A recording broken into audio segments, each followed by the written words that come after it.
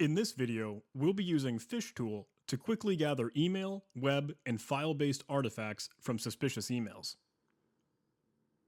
For the first example, we'll be using the email from the previous video, where we gathered artifacts manually using an email client and a text editor.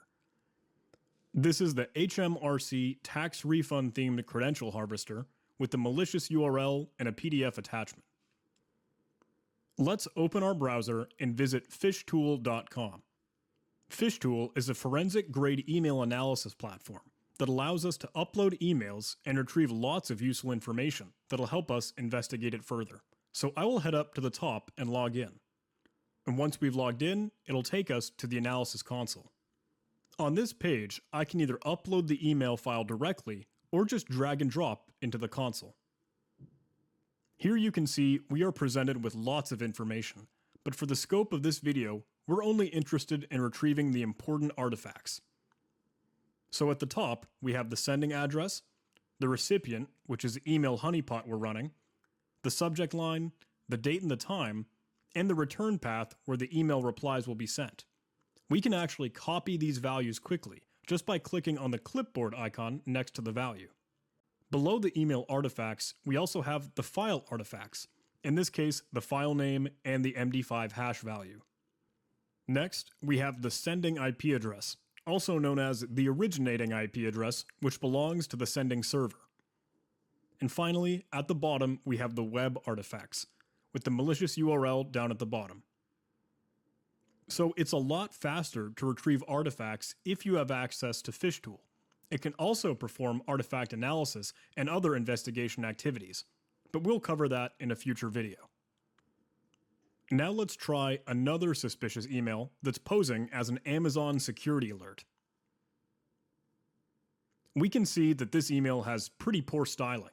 The branding images aren't available at the time of analysis, and it's enticing the recipient to click on a button.